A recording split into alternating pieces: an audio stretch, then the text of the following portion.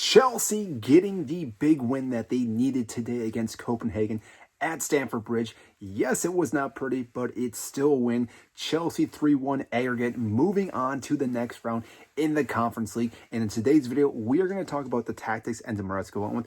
We're going to talk about the players. We're going to talk about the future of the Conference League and what it all means for Chelsea. Now, first off, looking at the starting 11, this by far was a slap in the face when it came to a match selection for Copenhagen, because Chelsea really did throw some questionable players for the starting 11. Now, obviously, I do understand what Enzo Maresca was trying to do. We have a big match this weekend against Arsenal. We've also been dealing with illnesses in the entire squad. I want to say Reece James, Cole Palmer, and possibly Nkunku all been dealing with it, and there's probably other players that we even haven't heard of that are dealing with an illness. So it does make sense why we went that route. But Copenhagen, seeing that starting 11, must have thought Chelsea are just taking the piss, and they're putting these players out there. And I thought for sure that this may be an issue for Chelsea, and it really was.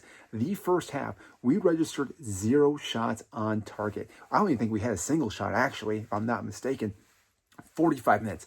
I don't recall the last time watching a Chelsea match at Stamford Bridge where we didn't register a single shot on target or just even a shot when we, again, played the first 45 minutes. The first half, there was nothing that Chelsea was doing, and this was a big issue for Chelsea because obviously Copenhagen were pushing, and they did have a few chances in that first half.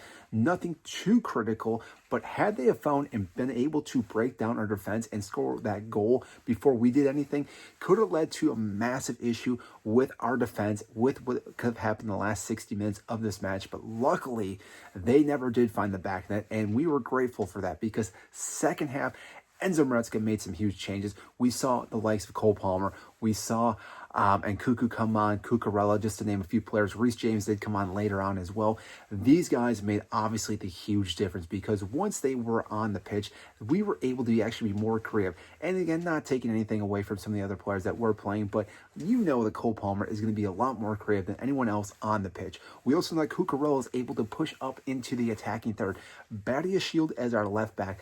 I guess he was more of this left CB, but he was pushing onto the left side as well, and same with Tosin. It was kind of weird what we were seeing there. But that being said, having an out-and-out right left back in Cucurella, who again can push up, made a huge difference. And again, that second half, once we started doing that, we then were able to overload the attacking third.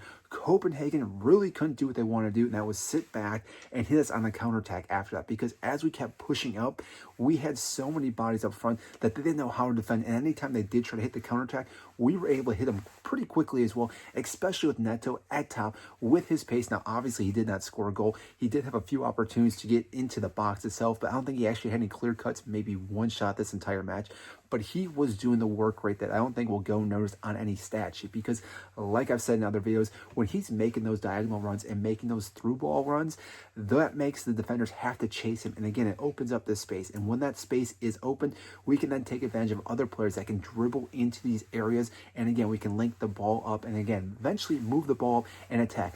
First half, we had no one doing that. We literally felt like we were just sitting back and just kicking the ball, just clearing it over and over. And this, again, was a frustrating thing as a Chelsea fan. But like I said, second half, way different. We had more possession, better passing. We were able to dominate the midfield, which is what you always want to see, especially in a big game like this. Now, I don't think Copenhagen gets enough credit for what they've done. They are the Danish League champions, and yes, it is the Danish League, and I know some people are going to say it doesn't matter, but to be the champion of your league, you obviously have to have some merit and be semi-decent. It's unfortunate that Copenhagen had to play Chelsea this early on in the round of 16, because if they would have been on the other side of the bracket, I think they would have made it to the final, and we probably would have seen them in the final. And again, it would have been a very good game for a final match. But that being said, Chelsea were the better team in both legs, and obviously are advancing despite the scoreline.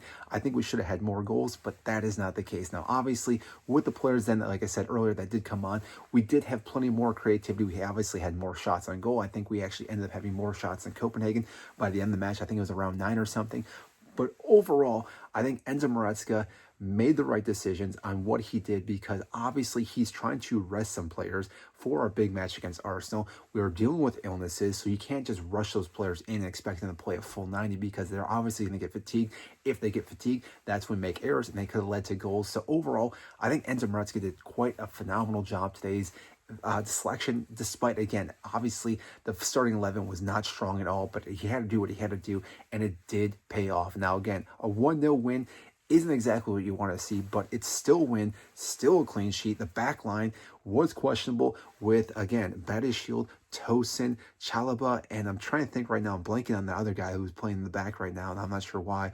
Why I can't think of the name right now, but those guys, along with Jorgensen, again, it really does shock me that they were able to keep a clean sheet, because, like I said, it's one of those things. Oh, Achapong, again, I don't know why I couldn't think of him, but it's really surprising that those four guys, again, did not let up a goal all 90 minutes. And Jorgensen obviously is a good goalkeeper, but like I said, when you have a shaky defense, anything can happen. But that being said, this now will take us in to the next match against Arsenal, who I think have been shaky a little bit. Now, granted, obviously they beat PSV in the Champions League, but in the Premier League, they've been shaky. This is a match we go into now with higher confidence, because knowing we're moving into the next round against Warsaw, and therefore, again, that is a team we shouldn't have a difficulty. We should be able to rotate some players with those matches. But like I said, going into that Arsenal match, we now have that game that we just won. We're on a crazy win streak in the Conference League. I think 8-9 games. We're on a pretty good winning streak right now, just through entire matches. And therefore, again, we can go into Arsenal, beat them, and only be down 3 points to them for second place. So really, the top 2, 3, 4, and 5 positions right now, I think, are up for grabs, and Chelsea can definitely do that. Now, obviously, this is a big question mark again on what Enzo Maresca is going to do. We're going to start some of these players, even if they are feeling a little ill, because this is a big must-win match that we need these players playing. We need our best starting 11 out there, and this is a game I think Cole Palmer will definitely shine, and I was hoping he was going to shine in this Copenhagen game, but did not happen. But overall, from what we saw in the performance today, I think it was a pretty good performance all around. There obviously was some slacking things in the beginning of the first half. After that, we made the substitutes, and the changes made a huge difference. And I don't think Copenhagen, after that second half, really stood a chance in this match. So again, great match for Chelsea. Moving on to the next round. Big match this weekend against Arsenal. Overall, I think Enzo Maresca is steering the ship in the right direction, and it seems like we are getting the right things, getting the right momentum, and hopefully we can still lift some silverware and still finish in the top 4. So if you enjoyed this video, I greatly appreciate if you do hit the like button, subscribe down below if you have not, and if you also made it this far, check out my book I wrote, How to Win Like Pep. It's a book I wrote. I greatly appreciate it. It does help this YouTube channel and helps me as well. So again, you may enjoy that. I'll see you in the next video.